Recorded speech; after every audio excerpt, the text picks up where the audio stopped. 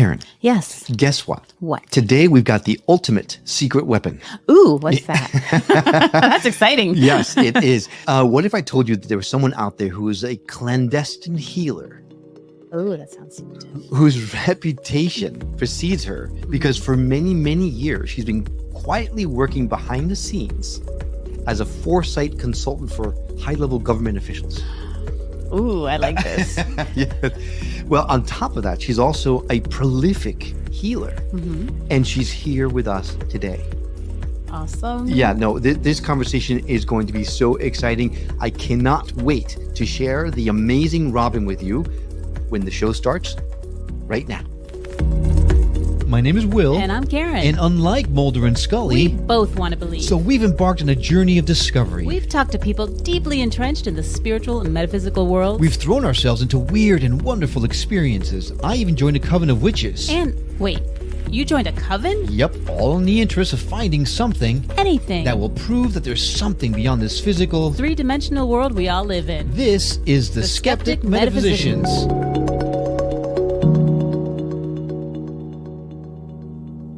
Hey, this is Will with a big question for you. Have you checked out the Skeptic Metaphysicians Inner Circle yet? If you like the show and the guests that we bring on, then you're definitely want to be a part of this. See, the Inner Circle is absolutely free to join, and it gives you an opportunity to not only interact with Karen and I, but you'll also be able to engage with fellow listeners like yourself. Think of it as our own little support community. Now, community not really your thing? No worries. In our Inner Circle, you'll also find tons of discounts for services from some of our past guests so that you can check them out for yourself to see which path makes the most sense for you. But that's not all. We're also going to be doing a lot of great giveaways, like free sessions from some of our guests. You can gain access to behind-the-scenes videos, even get the chance to be on the show with us. All the while, you'll be helping the show grow by letting people know about us. And did we mention it's 100% free? No hidden gotchas or ulterior motives, just plain community building and audience building, and our way of saying thanks to you. Sound interesting? We thought so. Now, check out our show notes for the link to our Inner Circle and join today, and then drop in and say hello and tell us what episode you heard this on. We might just give you a shout out on the show. Hey, thanks for listening, and hope to see you soon.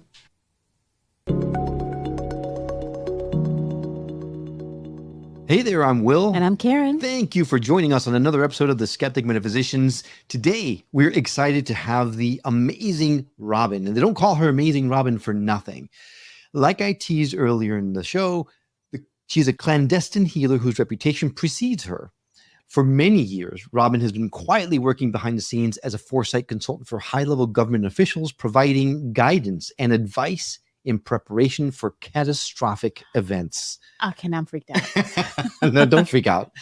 Her impressive client roster includes royal families, government officials, Hollywood elites, and global business leaders, all of whom keep her services under wraps like a prized secret. And we have her here today. So there's so much more to say about her, but I just want to bring her on because I couldn't be more excited.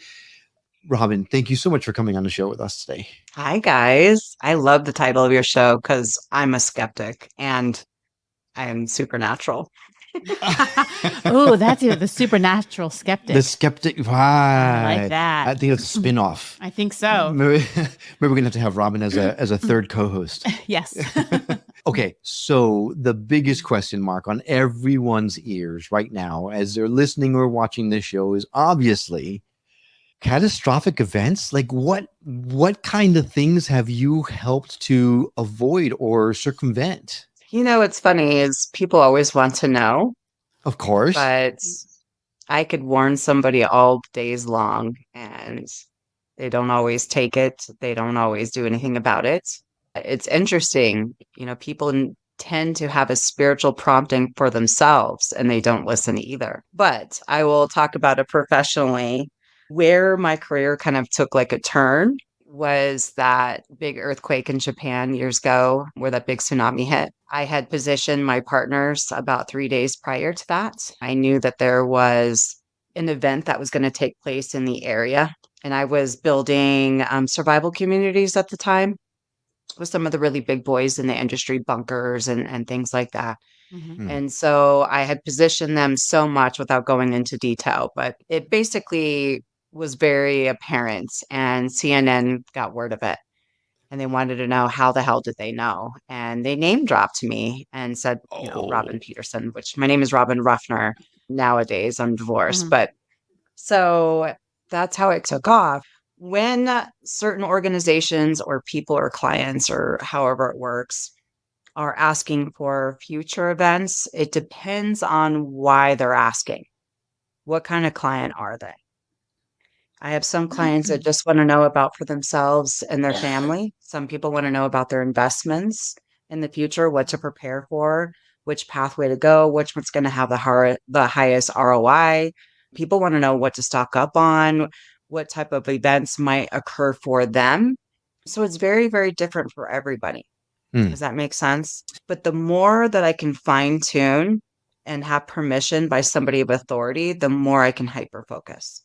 But then I also get random visions of the future. Like, for instance, when right before COVID happened, I sent a text message, and I do this all the time, to my students and my clients. And I said, hey, we're about to have a small earthquake in Utah. And then something's about to happen that is going to affect the whole entire world. And I don't know what it is. I Wow. just see it.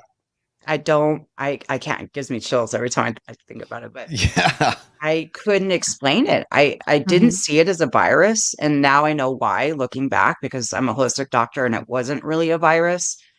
But when I was seeing it, before it took place, I saw it affecting the whole entire world, and I'm like, "What the heck is this?" But what was interesting is that I saw that we would have a small earthquake right before, and if you Mm. guys check it, you'll see that Utah had, like, a 6.7 earthquake in Salt Lake, and then COVID happened. And then that's when it happened like that. Within 2 weeks, everything was shut down all around the Mhm. world. So, that's the stuff I do. If I have prophetic stuff in the future or stuff today, promptings, warnings, I could be at dinner with my family and have a thought about a client that I haven't spoken to in 10 years. And I'm like, oh my gosh, he's about to kill himself. And then I'll leave dinner, call him, and I'm like, what's going on with you? And he's like, I can't believe you just called me. I was literally just about to kill myself. So I don't know. I mean, I am willing to see the good, the bad, the ugly. I'm willing to see whatever is for me. That doesn't Mm. mean that I see everything. It doesn't mean that I see every event, just like everybody else. Like, we get told certain things for some reason. I don't know why. How young in your life did this start happening? Like, when was the first, I guess, one of these events that you predicted that you were just like, holy cow, and you realized it wasn't just a coincidence, that you actually knew this was going to happen? As a kid, it was more about backstabbing friends. I'd always had that intuition. But the Mhm. first time was when I was sitting in the grass. I remember hyper focusing on a squirrel and thinking, oh, there's something wrong with his vision. He's not going to see that branch and he's going to fall.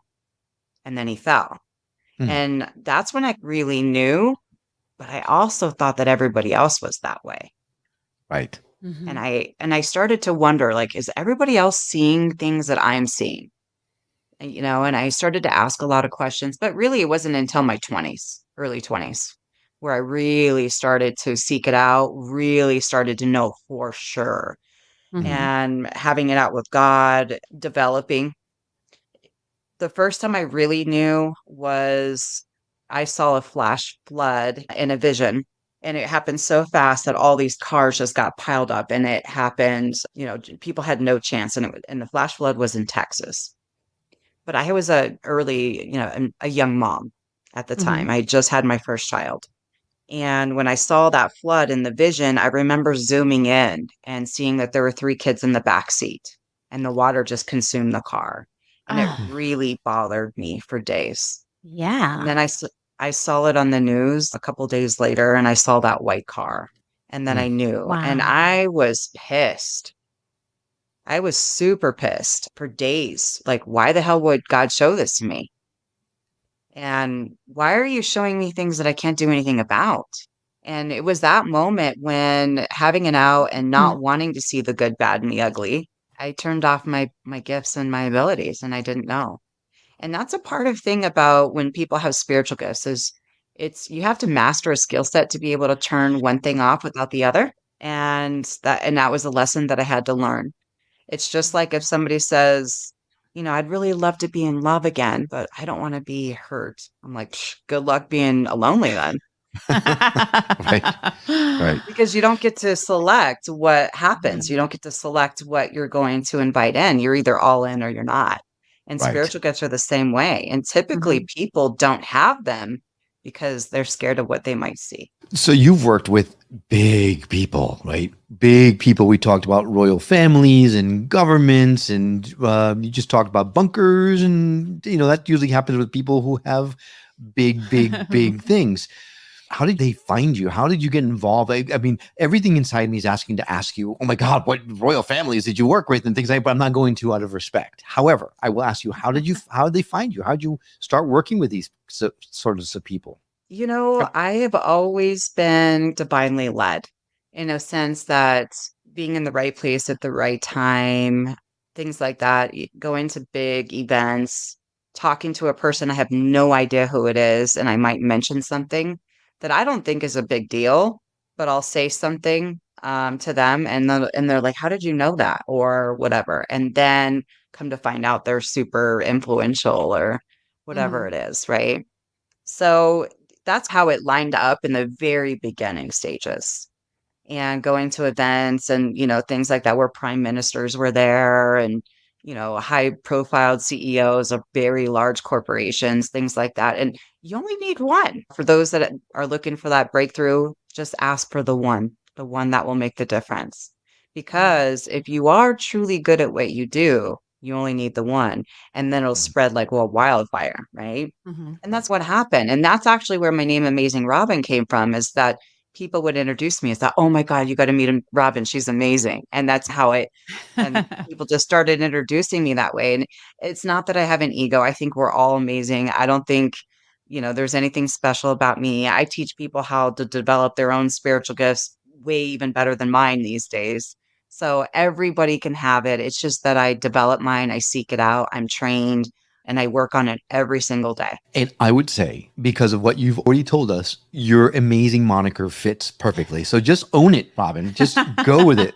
Absolutely. I will embrace it. So when you said you turned your gifts off. How long was it till you decided to step back in? Well, it was funny. I think it was about a year or so later. I had realized that I hadn't had any prophetic dreams. I used to dream about like what people would call like the second coming or the great reset, a lot.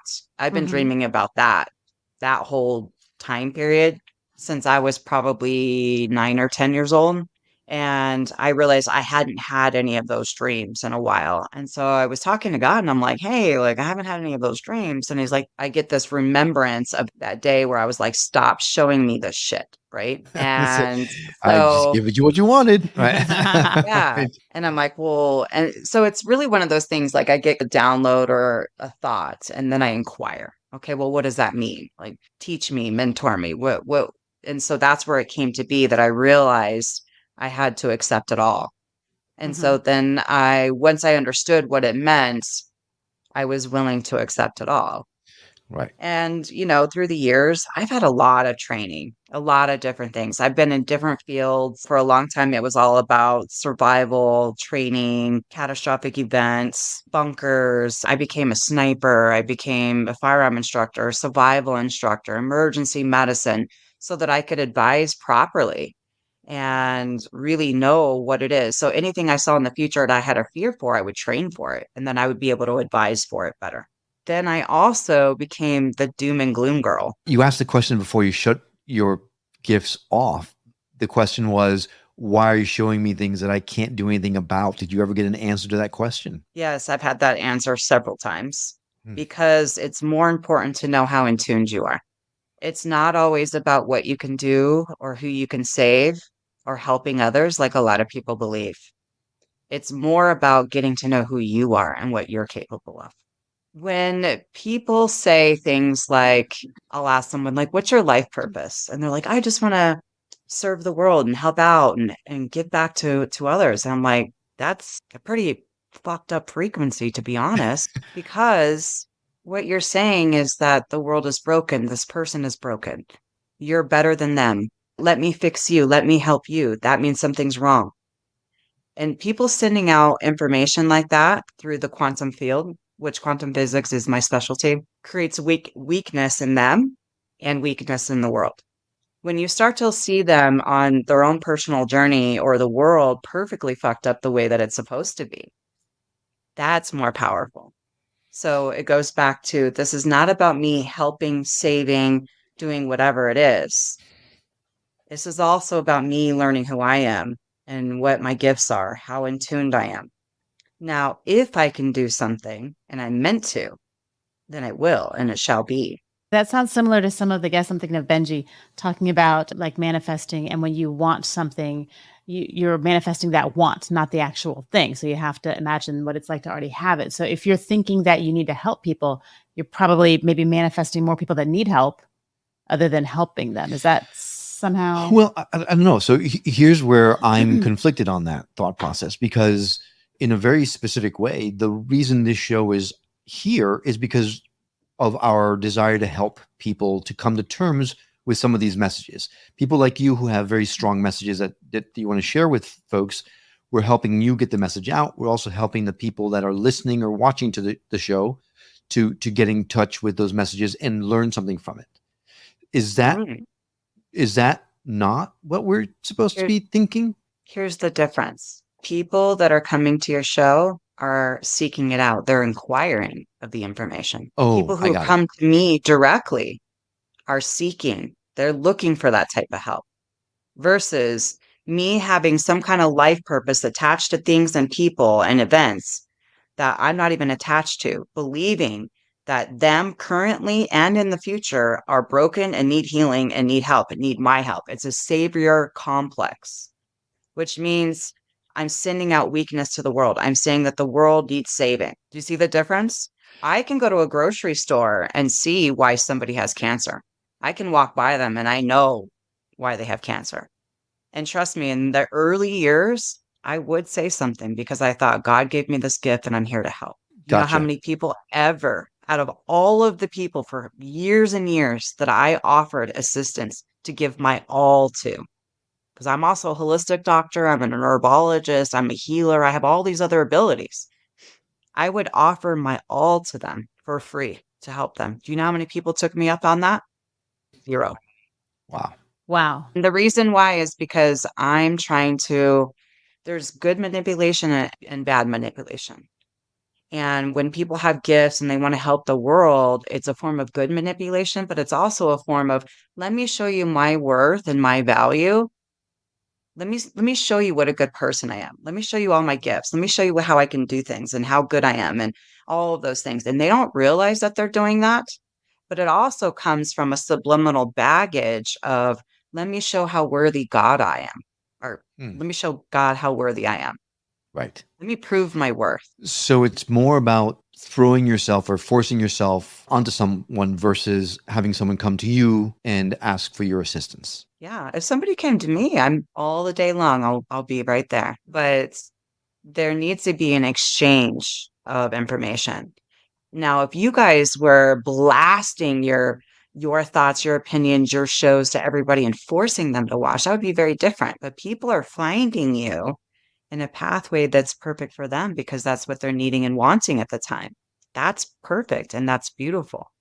So, like when people are wanting to help or fix the world or help others, they should really have the thought that I will be there at the perfect time for the perfect people, that we will be in a perfect alignment. So everything becomes optimized in our meeting.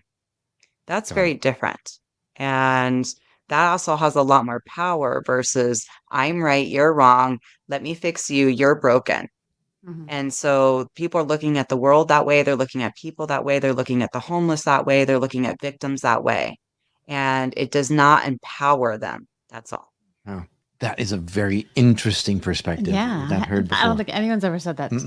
No. Wow. So it's fascinating and it's something that we've never really thought of before. But you do bring up a point that I have to call out because I'm really curious what your thoughts are. Everyone talks about the division in the country and all that kind of stuff. Do you feel that that is exactly how it's supposed to be? Or is there something that we're supposed to stand up for and help change that perspective? When COVID happened, I do these lives every time I'm concerned about something with my students and my clients. And I had told them that COVID is practice for what is coming, and you need to pay attention. There is a great shift and a great divide that's taking place. And you need to pay attention to the way that your neighbors are treating you, the way that your family's treating you, how citizens are behaving, how the government is behaving. Yes, there is a reason for that. Even all things that are being used for manipulation or what some Christians might call sin will always be used for the greater good too, right? Because they're in perfect harmony with each other. So the great divide, the awakening that people are taking place, the rise in our spirits and our minds to want to fight back is natural and good and purposeful. Now, just like in the scriptures, they talk about the great and dreadful day, but the original scripture said the great or dreadful day. So it's great for some and dreadful for others, depending on where you are and what you're seeing, what your perspective is. So there is no right or wrong. And that is really where people have a huge paradox shift that they need to have. It's just like if we go back to COVID, if some people believed in masks and some people didn't, but they were both correct. I could give you 20 facts on why masks won't work, but they could give me 20 facts on why they do. So it's not about what we need to do collectively to change something or fix something. Because whatever pathway you're going on, and collectively, the people who are on that same pathway, this is either going to be great for you or it's going to be great for them, or it's going to be dreadful for them or dreadful for them. It doesn't really matter. If this is what you want to believe in and you want to fight back and create a revolution in this government, hell yeah, bring it on. But does it mean that you should or we have to? No, but maybe there's going to come a day very soon where it's going to be on your front doorstep and you will have to make a choice. But does it change anything in your trajectory? The destination always stays the same. It's either you want the fast track or the slow track. I hear everything you're saying, and I think I understand everything that you're saying. But then whether you're on one side or the other, and we actually very specifically are not on either side. We have chosen to just be who we are and not follow one path or another. Perfect. We have heard that everything is absolutely in perfect order and that things in the world are exactly as they're supposed to be. And rather than fight on one direction or another, we're supposed to just accept that it is in perfect order and just allow everyone to be who they are and do what they want to do because everything's going to work out exactly as it's supposed to. Then we have the other side of the coin where people come on the show and say, hell no, these are archons who are trying to prevent us from ascending, and we need to fight to make sure that we don't let them win. So is one camp or the other correct? Or is there somewhere in the middle that we aren't missing? People assume if I am right, then you have to be wrong. They are both correct. And what the issue is here is that people have no idea why they're here, why they came to Earth, who they were before this world, and who they're going to be next or where they're going after this. They're told that this is their first rodeo. We have one chance to prove everything. We better get it right. And this information is highly incorrect when really there are people here that have had thousands of lives, having thousands of human experiences, and could be very far along in this journey. So they are choosing with their own free will and choice to be on one spectrum or the other. The homeless guy who decided to be homeless and be schizophrenic and have addictions knew that before he even got here. The starving kid in Africa watching their parents be brutalized in front of their eyes knew that before they got here.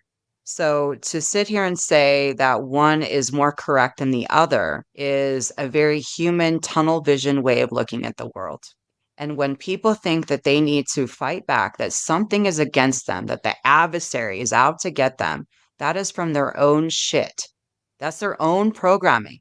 And then when they start to believe that in their subconscious mind, like attracts like. So then they will align with other people that will confirm what's going on in their subconscious mind. And they'll keep accepting and gathering evidence. Okay. For instance, it's the same thing when somebody has cancer. When somebody comes to me and they have cancer, first of all, when somebody gets on a call with me, they're never allowed to tell me why they're calling. All I want is your name and that I have permission. I'm going to give you an example. If I tap in and I can see that they're sick, I'll test their life energy and I'll see that it's extremely low. So immediately I will test their subconscious mind to see if they even want to live, and they never do. And then I'll test the quantum field and their timeline, and I'll say, when did this start happening in their mind? When did they start wanting to not be here? And I'll go back in time and I'll say, you were 19 years old. You said to yourself, I don't want to do this shit anymore. I'm wasting away. I've been betrayed and I don't want to do this anymore. I said, what was going on with you? This is when you decided you didn't want to live. And now you're in stage 4 cancer in your 40s. But this started when you were 19 years old. And he's like, I can't believe you said this to me. I've never told anybody this story. I just gotten just out of high school, the American football dream, just got a college scholarship to play football. And I shattered my back so bad that I was in traction for 2 years in the hospital. My fiance betrayed me and cheated on me, but I was wasting away in the hospital. They couldn't even operate. I was in traction for 2 years, lost everything. And I didn't want to be here and I didn't want to do this shit anymore. So that now got programmed into the subconscious brain, never corrected it. So the subconscious brain's always in control. So now it has to find evidence over and over again to prove itself right, even if it's wrong. And now he has cancer. So what I'm saying is that everybody is correct. It's very rare that we can sit here and debate and argue and I can prove something wrong or prove you wrong or whatever it is. It's really when you are in a place where you're going to decide that, hey, you know what? This isn't uplifting. This doesn't make sense to me anymore. This doesn't serve me. I don't want to live this way anymore. That's when new information comes in. But when you're looking at the spectrum of people that need to rise, take over the country, do the right thing, yeah, they're 100% correct. This is bullshit what's going on. But the other people that say, hey, it's perfectly fucked up, that's true too. It's not like one person to say, hey, like you're supposed to be one or the other. It's like, this is free will and choice. Choose what kind of journey you want to have here in this world. So then how do you do that? What is the path to move forward? Do you just surrender and let whatever happen? Or do you try to make a conscious choice? And if you do that, is that then the wrong thing to do? I think it really has to do with opening up your spiritual antenna and being guided. You know, our whole lives are about experience and why we came here.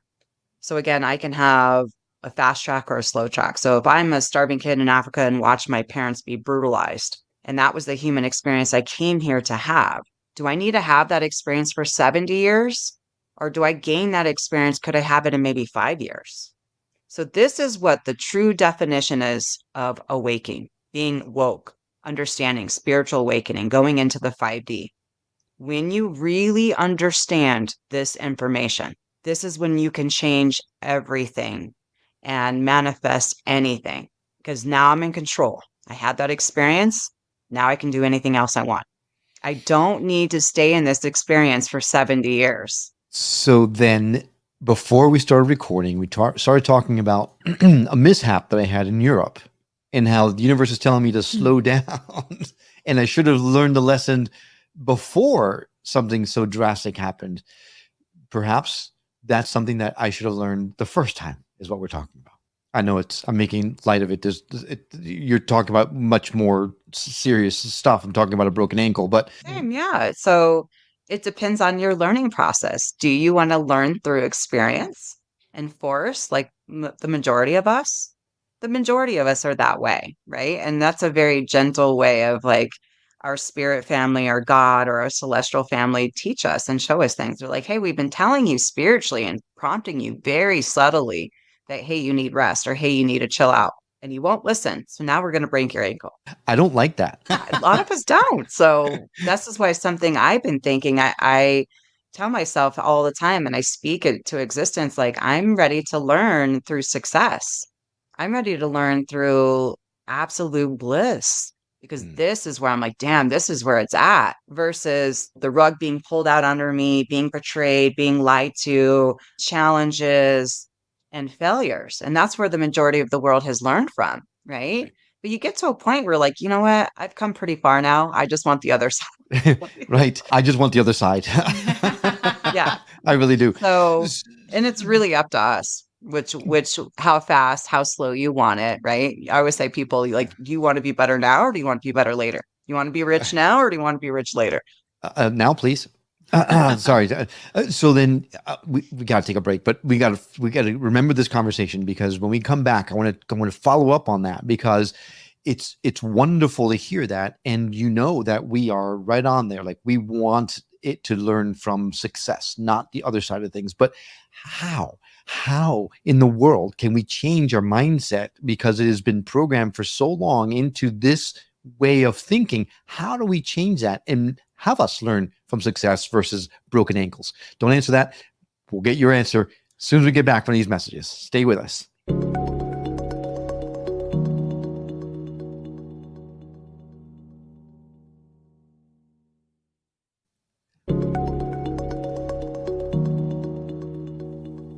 All right, before we get back to the show, I wanted to share a message that we got by email from Pamela Good. It touched me a lot, and I don't know. I just feel like someone out there will benefit from listening to this as well. Pamela Good emailed us this. She said, "I am weeping as I type this. Thank you so much for your episode regarding trauma. Will, your vulnerability and courage in speaking about your experience hit me so deeply in the heart. That was our family, where my older sister and I traumatized our younger siblings, acting out of a pain we didn't realize we were holding. Susan Gold, she was right. Your raw confession affected more people than you may realize. God bless you and Karen and your thoughtful podcast." Pamela, you have my deepest appreciation for sending us this message. I don't know if I've ever been that open before on the show, and I was frankly quite scared as to what the reaction was going to be. So getting this message from you really helps me to feel better about being that vulnerable with the audience. Okay, well, I can't thank you enough for sending this to us. And if you'd like to hear your message or your review read on the air, do like Pamela Good did. Go ahead and send us an email, or go to Apple Podcasts and leave us a review there.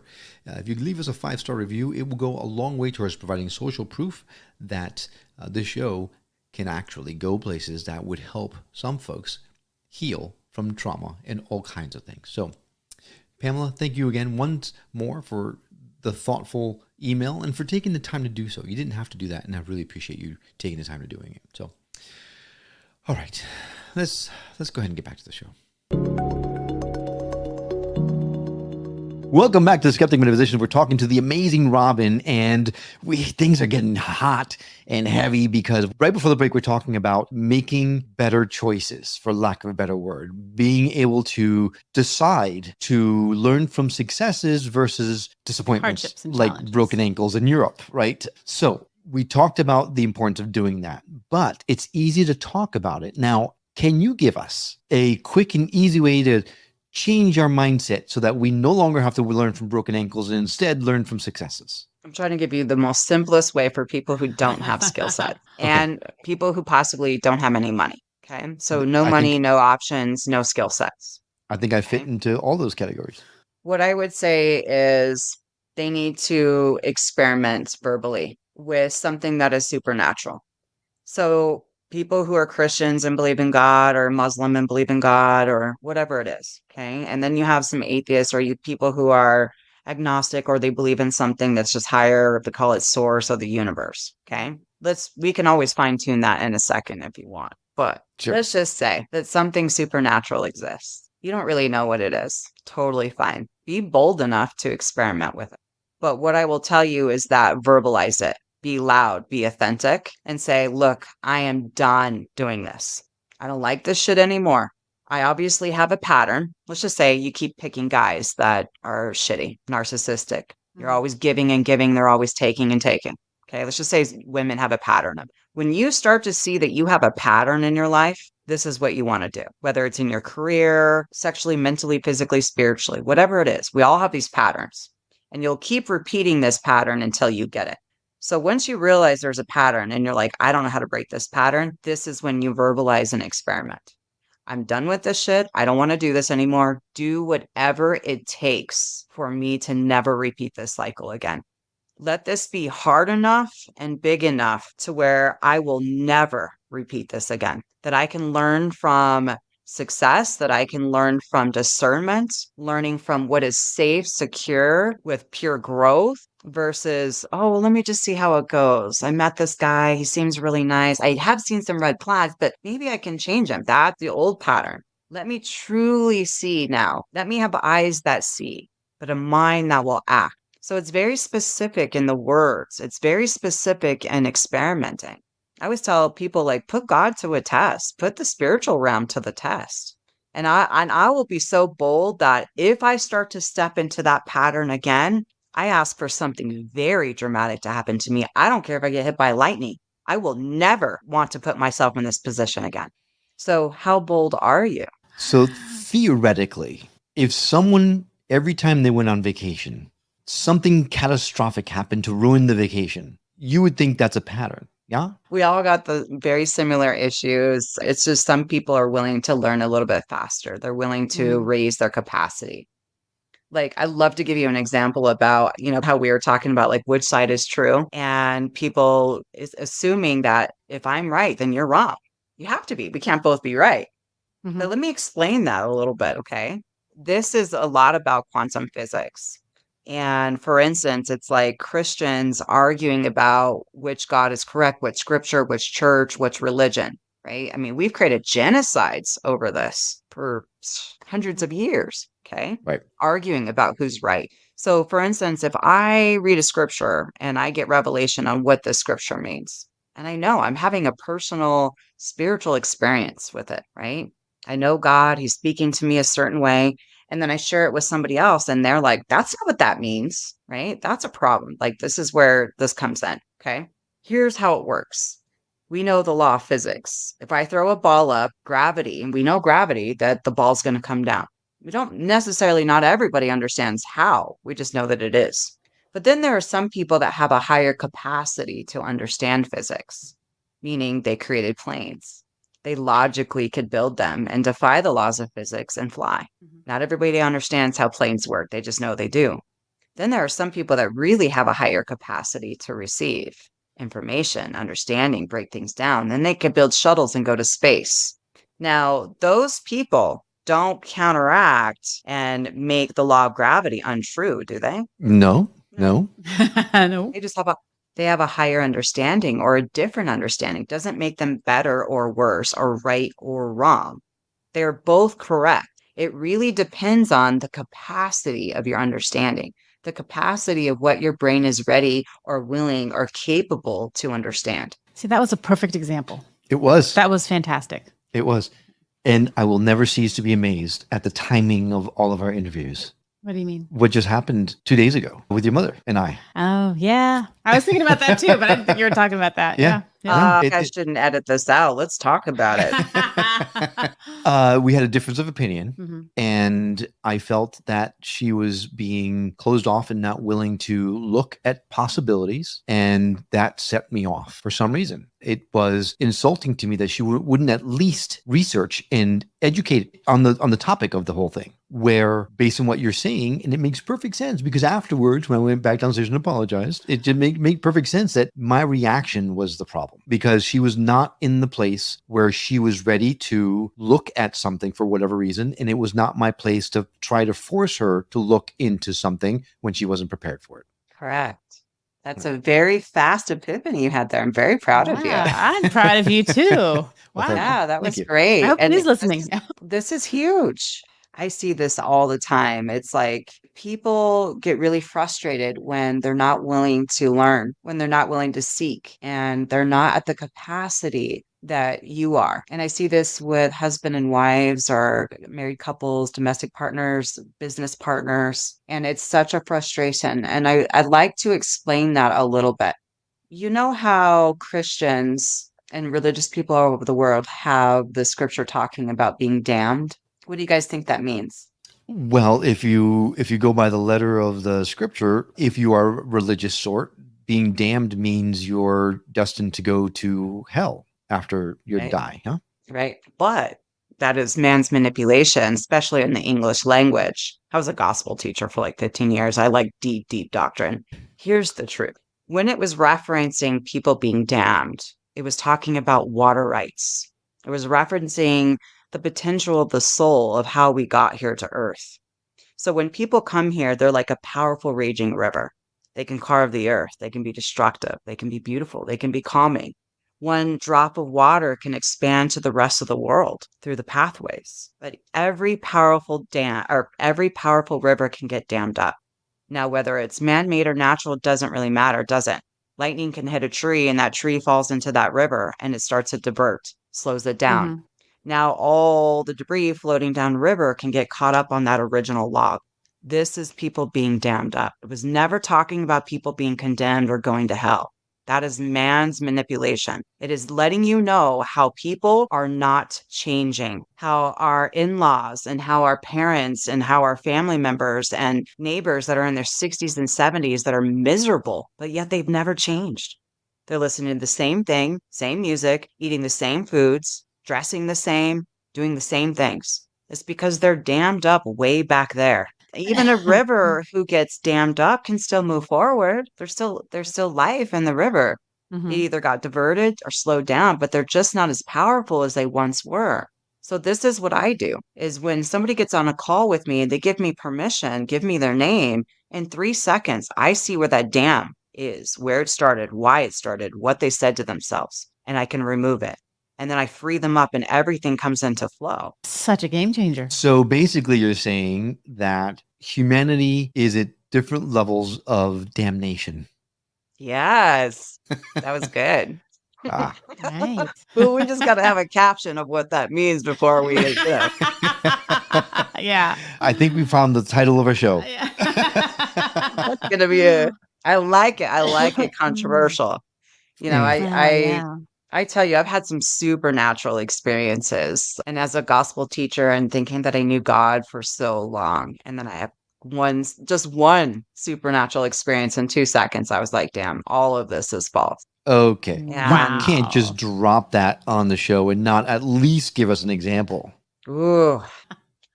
It's like, well,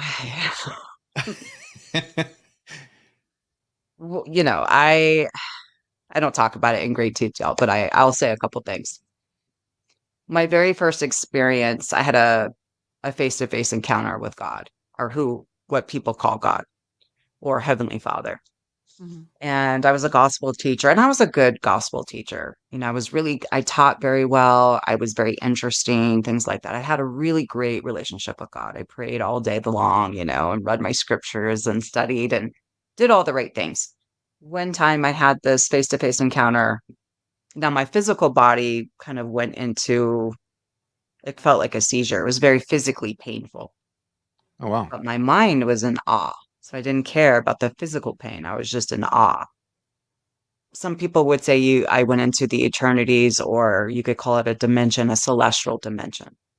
Everybody has different definitions in lingo. Okay. So I always try to use 3 of them so people can comprehend. So in 2 seconds of having this encounter, this face to face, and it went on for quite some time, but just in 2 seconds, I saw that the majority of what I thought about God, what I was teaching about God and religion, and what the world thought to be about God was false. And the most simple ways, because of how casual, neutral God was, how unified, meaning, so for instance, are you guys married? We are. Yes. Okay. When you guys are unified, is one better than the other? She is always better than me. That's the right answer? That's the right answer. Okay, good. Is That's a she true a answer. superior? Is she like a superior, supreme being above you in authority and judgment and everything else? There is, no, I understand what you're saying. At that moment, it's more about unity. So something that is completely unified with you, you will see that you are almost equal to each other, or you're pretty close, right? Partnerships become pretty close. Sure. And there is no judgment. You know, when you truly love someone, you love them unconditionally. You love their darkness just as much as their light. Isn't that what marriage is about? We're getting to a place where I can handle you pretty well, more than anybody else in the world. I see your flaws, I see your sins, I see your darkness, and I love on it just as much as your light. God is very similar. There is no judgment. There is no right or wrong. It's just appreciation of the journey, the experience. And there's no golden throne, and this isn't the first time you're here. Pretty much everything that's taught in this world about religion and spiritual stuff is pretty false, really. I'm just giving you like one little thing, but there's Mhm. a lot. Mhm. And so it's hard. My first experience with that, it actually took me over 2 years to process. It shook me at my core. I had to relearn Yeah. everything. And it was devastating. Devastating. Right. I had nobody in the world to talk to. And I could imagine, because you were a gospel teacher, you were feeling that you were promulgating that falsehood, Mhm. which would then have affected you even further, to Yeah. make perfect sense. Absolutely. And now I had lost my whole community. I couldn't even go to church anymore. The Ooh. pictures on the wall of Right. God or of Christ, all these Mhm. things, the scriptures, all I Mhm. saw was the falseness, the manipulation, the control, Yeah. the fear, the baggage, the trauma that it was causing, Right. the repulsiveness. Well, earlier on, you mentioned that some of the words in the scriptures were man's manipulation. I would probably go a step further and think that sometimes some of our religions was man's manipulation of humanity. If you want to go down that road, don't get us wrong. We're not a basher of religion. We feel that if it works for you, then we're wholly supportive. Too. Unfortunately, there are some folks out there whose goal was to instill fear and control. And unfortunately, religion has been a tool for that type of manipulation for a very long time. And it feels like some of them have lost their way. Mhm. So I totally understand what you're saying, and you're preaching to the choir to a large extent. You know what's interesting is one time God gave me this huge epiphany and lesson once. I mean, I've had so many. Because I'm always having it out with God because I'm a brat. Just so you guys are clear, there is nothing special about me, but I am a brat. I have it out with God all the time. But anyway, one day we were having this talk and I said, you know what? I am to a point where I'm not doing all this shit anymore. I'm not paying tithing. I'm not going to go serve. I'm not doing all these things so that I'm worthy of the blessings that I am seeking. Okay. Mhm. And basically he said, I said, basically, I am seeking blessings that I'm never going to deserve. That's who I am now. I want to receive things that I don't deserve. Because in my mind, I'll never deserve it in this human subconscious mind, right? Mhm. That's the catch-22 here in this whole religion thing. Okay. Doesn't matter how righteous I become, how clean, pure I become, how good my connection with God is, I can always do it better. That's a catch-22. Okay. Mhm. So when I got to that place, I said, I'm done. And I'm going to experiment with you and I'm going to try to prove this right. Because he said to me, you are who you believe God is, and I am who you believe you are. So if you are racist and you think gays are going to go to hell, you believe God is the same. You feel Right. supported in that, Yeah. justified in that. He said, if you want to be a person who receives blessings even when they don't deserve it, then bless people when they don't deserve it. But then that makes me confused, because then isn't that sort of like trying to help people without them asking for your help? Yeah, they're asking you for help and they don't deserve it. And at the moment when we were having this conversation, I said, oh, of course, I'm totally willing to do that. And he said, really? What about so-and-so? And I had just said the day before, I am done. I am not helping them anymore. They have screwed me over for the last time. And he put me on blast, basically. And I was like, you're right, 100%. So whoever, Yeah. it was a huge lesson for me, but whoever I am is who God is to me, not just in my thinking and our connection, but also the Mhm. way that I receive, because it's a principle of the quantum field. Like, for instance, if I would love to be in a relationship and be loved and married, but I'm not willing to be hurt or betrayed, then I have a block. I can't give or receive love, which means I can't also receive a partner, but I also can't give and receive love from God either. So I'll keep praying and praying and praying, and I never really feel God. I never really feel God's love the way that everybody else is saying they feel it. And then I'll give up. So there's a connection. How you're thinking and seeing the world is also how we're thinking and receiving to spiritual and supernatural things. So whatever it is that you want or you're seeking, just become it, and then it will be returned. And that mirrors some of the things that we've heard from other Mhm. people, where they say, if you want to be blessed, then bless others. So it does make a lot of sense. in that sense of things. But if others wanted to reach out, get in touch, work with you one-on-one, or I know on your website you offer healing sessions and one-on-ones, and you work with people, what's the best way to reach out to you? So I have a team that works with me. The best way is always just go through my website. You can email or even text or call me or my assistant. We'll get right back to you. It just depends on, sometimes for months out of the year, I'm with the private sector, but right now I'm in the public sector. I take off like 6 months to do this, 6 months to do that. Right now, my biggest thing right now is I'm teaching people how to develop the spiritual antennas to become like me or way better than me. Everybody can have it. Everybody has gifts. Everybody can have prophetic dreams, visions, revelations. Everybody. It's a God-given right. It's a spiritual, supernatural right. You just need to learn the spiritual protocols. You need to increase your natural levels of DMT in the brain. You need to know what kind of questions to ask and how to get multiple confirmations that it's real. Everybody needs confirmation. Blind faith does not exist, and this is not a time for it. So I can develop that in pretty much anybody. And that's what I do. I train people. So I have retreats coming up, but people who need healing, where they feel like they've been hitting their head against the wall, doing all the right things, and all the gurus and, motivational speakers and church and preachers just aren't cutting it anymore. You need to go within, and you need to learn how to do it so that you never need somebody like me or a guru again. And these retreats that you're talking about, you've got some coming up, and that's where you help develop stronger DMT in people at these retreats and things like that. So I assume that information will be found on your website, or how can someone learn more about that? Yeah, absolutely. Go to my website. It's amazingrobinwithay.com.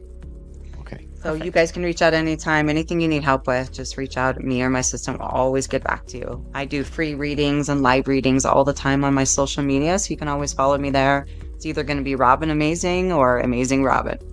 And just look for that if you're looking for some free work too. Cool. All right. Well, we're going to add those links directly to our show notes. So if you missed this, didn't have enough time to run and get a pen to write that down, don't worry. You can always just go to skepticmetaphysician.com, go to her episode page. You'll see those links directly there. So it's just one simple click and you're connected with Robin. Once again, Robin, amazing time talking to you today. Thank you so much for your wisdom and for your patience as we try to get you on the show. So it's been great, guys. Thank you. You asked some really good questions, and I appreciate that a lot. We'll talk again soon. Thank you. Thank you. You betcha. And a huge thank you to you. We know that there are tons of options out there, and having you decide to come along on our journey of discovery with us is an absolute honor for us. If you know someone who would benefit from hearing the message we're sharing on the show, do them and us a favor and share the show with them.